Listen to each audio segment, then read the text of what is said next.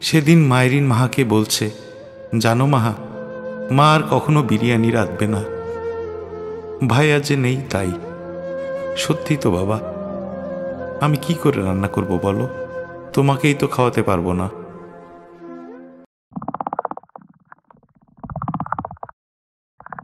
মৃত্যুর পর ফারহানের জন্মদিনে তার মা তাকে উদ্দেশ্য করে একটা চিঠি লিখেছিলেন। সেই চিঠিটি পড়লে কারোর পক্ষেই চোখের পানি ধরে রাখা সম্ভব নয়। আজকের পর্বের শেষ ভাগে সেই চিঠিটি পড়ে শোনাব। একদিন পৃথিবী ছেড়ে চলে যেতে হবে, এমন জীবন গড়ো যাতে মৃত্যুর পর মানুষ তোমাকে মনে রাখে। নিজের ফেসবুক অ্যাকাউন্টের ইন্ট্রোতে ফারহান ফাইয়াজ ইংরেজিতে এই কথা লিখেছিলেন। তিনি সেটা করতে পেরেছেন। আল্লাহ তার মনের ইচ্ছা পূরণ করেছেন। ফারহান ফাইয়াজ ঢাকা রেসিডেন্সিয়াল মডেল কলেজের একাদশ শ্রেণীর শিক্ষার্থী ছিলেন। বৈষম্য বিরোধী ছাত্র আন্দোলনে নিহত হন ফারহান। 18 জুলাই 2024 বৃহস্পতিবার সকাল 10:30টার দিকে ধানমন্ডি 27 নম্বর এলাকায় রাপা প্লাজার সামনে মূল সড়কে আন্দোলনকারী শিক্ষার্থীরা অবস্থান নিয়ে বিক্ষোভ শুরু করে। ধানমন্ডি এলাকার 6-7টি শিক্ষা প্রতিষ্ঠানের শিক্ষার্থীরা এই বিক্ষোভে অংশ নেন। বেলা 11টার দিকে ওই শিক্ষার্থীদের প্রথমে ধাওয়া করে মোহাম্মদপুর ও ধানমন্ডি থানা আওয়ামী লীগের নেতাকর্মীরা। একই সময় পুলিশ শিক্ষার্থীদের উদ্দেশ্যে টিয়ার সেল নিক্ষেপ করে। এরপরই শিক্ষার্থীদের সঙ্গে পুলিশ ও আওয়ামী লীগ নেতাকর্মীদের সংঘর্ষ শুরু হয়। আওয়ামী লীগ নেতাকর্মীরা দেশীয় বিভিন্ন অস্ত্র নিয়ে শিক্ষার্থীদের ধাওয়া করে মূল সড়ক থেকে সরিয়ে দেয়। তখন শিক্ষার্থীরা লালমাটিয়া এলাকার বিভিন্ন অলিতে গলিতে অবস্থান নেয়। এক পর্যায়ে রাপা প্লাজার কাছে বিকেল 3:30টার দিকে রাবার বুলেটের আঘাতে আহত হন ফারহান ফাইয়াজ। পরে সেখান থেকে তাকে আহত অবস্থায় উদ্ধার করে মোহাম্মদপুর সিটি হাসপাতালে নিয়ে গেলে সেখানে তার মৃত্যু হয়। নারায়ণগঞ্জে নিজেদের গ্রামের বাড়িতে ফারহানকে কবর দেয়া হয়। ফারহান ফাইয়াজের জন্ম 2006 সালের 12 সেপ্টেম্বর নারায়ণগঞ্জ জেলার রূপগঞ্জে। মা ফারহানা দিবা, বোন সামিয়া ইসলাম ও বাবা শহীদুল ইসলাম। ফারহানের বাবা শহীদুল ইসলাম ক্লান্ত কণ্ঠে সন্তানের স্মৃতিচারণ করতে গিয়ে জানান, ছোটবেলা থেকেই খুব নম্র, ভদ্র ও শান্ত স্বভাবের ছেলে ছিল। পরীক্ষার ফলাফলের বাইরেও যথেষ্ট মেধাবী ছিল ফারহান ফাইয়াজ। বাসায় খুব একটা পড়াশোনা করত না। পড়ালেখার বাইরের বিভিন্ন কারিকুলাম নিয়েই ব্যস্ত থাকত। তিনি আরও বলেন, ফারহান বন্ধুদের সঙ্গে গিটার বাজাতো মাঝে মধ্যে। পড়াশোনার পাশাপাশি ছবি আঁকার প্রতি আগ্রহ ছিল। সব থেকে বেশি ছিল ড্রাইভিংয়ের প্রতি ঝোঁক। ছোটবেলা থেকেই সে গাড়ির স্টিয়ারিং ধরে চালাতো। ড্রাইভার আমার পাশেই থাকতো, ড্রাইভারের পাশে বসেই চালাতো। কয়েকদিন আগেও ড্রাইভ করলো। আমি বলতাম, বাবা তোমার তো এখনও বয়স হয়নি, তুমি লাইসেন্স করে তারপর গাড়ি চালাও। সে বলেছিল, বাবা আমি প্র্যাকটিসটা রাখি, নয়তো আমি ভুলে যাব। 18 জুলাইয়ের স্মৃতিহাত্রে ফারহানের বাবা বলেন, সকাল 10টায় আমি অফিসে যাওয়ার আগে তাকে ঘুমন্ত অবস্থায় দেখে যাই। ফজরের নামাজ পড়ে ঘুমিয়েছিল। বাইরে ঝামেলা চলছে, তাই আমি ইচ্ছা করেই তাকে জাগাইনি। তার আম্মুকেও ডাকতে নিষেধ করেছিলাম। আমি চলে যাওয়ার কিছুক্ষণ পর উঠে নাস্তা করে। একটা ফোন এলে সে বেরিয়ে যায়। তার মা মানা করেছিল, কিন্তু তাকে আটকাতে পারেনি। শেষ সময় কাটানো স্মৃতিটুকু মনে করে তিনি বলেন, 17 জুলাই রাতে সে পিৎজা খাবে বলে অর্ডার করলো। পিৎজাটা তার হাতে তুলে দিলাম আর তাকিয়ে দেখলাম।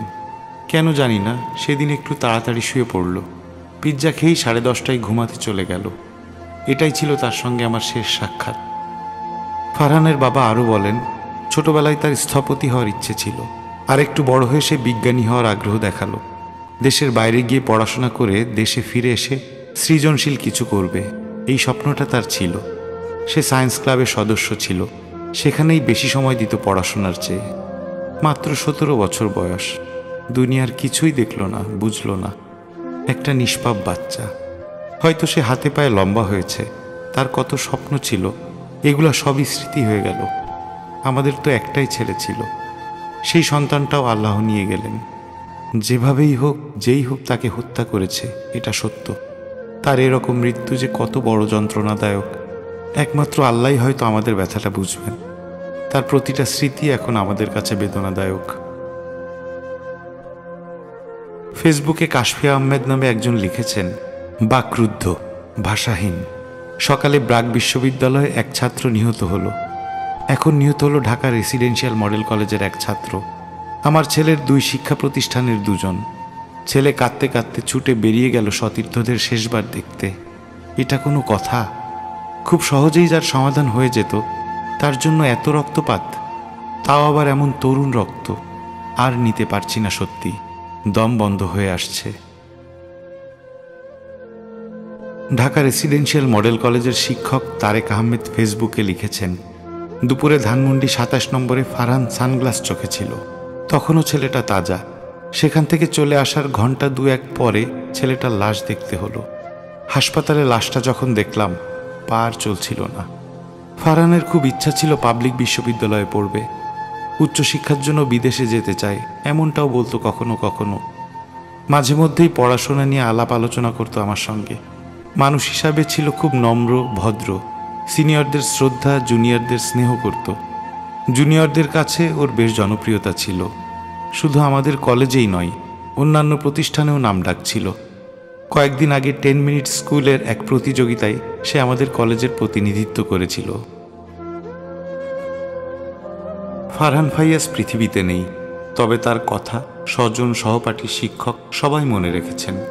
12 সেপ্টেম্বর 2024 ছিল ফারহানের 18তম জন্মদিন। রাজধানীর মোহাম্মদপুরে তার কলেজের মিলনায়তনে কলেজের পক্ষ থেকে মিলাদ মাহফিলের আয়োজন করা হয়। কলেজ মিলনায়তনে মিলাদের আগে ফারহানের বাবা শহীদুল ইসলাম ভুইয়া বলেন, অন্যান্য জন্মদিনে ছেলেকে আমরা পাশে পেতাম, বাসায় কেক কেটে পরে সবাই মিলে বাইরে খেতে যেতাম। এই প্রথম তার অনুপস্থিতিতে তাকে আমরা স্মরণ করছি। সন্তান হারানো বাবা মায়েরাই শুধু এই কষ্ট বুঝতে পারবেন। কলেজের অধ্যক্ষ ব্রিগেডিয়ার জেনারেল কাজী শামীম ফরহাদ বলেন, ফারহানদের মতো সন্তানেরা বাংলাদেশকে নতুনভাবে গড়ার জন্য নিজেদের জীবন দিয়েছে। ফারহানের সহপাঠীরাও যাতে তাদের বন্ধুর রক্তের দাম দিতে, দেশকে ভালোবেসে নিজেদের জীবন দিতে পিছুপা না হয়। মিলাদ শেষে ফারহানের বাবা শহীদুল ইসলাম বলেন, ছেলের স্বাস্থ্য ভালো হলেও সে ছিল খুবই নাজুক। বৃষ্টিতে ভিজতে পারত না, একটু বৃষ্টিতেও সে ছাতা নিয়ে বের হতো। সেই ছেলে রাজপথে আন্দোলনে যাবে তা কল্পনাও করিনি।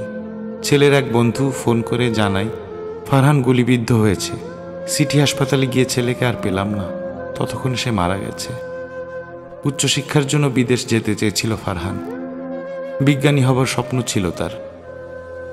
ফারহানের বাবা আরও বলেন, এবার ছেলে জন্মদিনের দিন নিজেই গাড়ি চালিয়ে বন্ধুদের নিয়ে লং ড্রাইভে যেতে চেয়েছিল। আমি রাজিও হয়েছিলাম। এখন তো ছেলেই নেই। এখন প্রতিদিনই ছেলের কবরের পাশে নীরবে দাঁড়িয়ে থাকেন বাবা। তিনি বলেন, ছেলে হারিয়ে আমার কথা বলার মতো কোনো অবস্থা নেই। আমি কাঁদলে আমার স্ত্রী আর মেয়ে আরও ভেঙে পড়ে। আমি কাঁদতেও পারি না। মা ফারহানা দিবা জানান, ছেলের জন্মদিনে ছেলের পছন্দের বিরিয়ানি, কাবাব রান্না করে দিতেন। 18 জুলাই ছেলে নাস্তা করে এক বন্ধুর ফোন পেয়ে বাইরে বের হয়ে যায়। দুপুরের দিকে ছেলের গুলিবিদ্ধ হওয়ার খবর পান তিনি।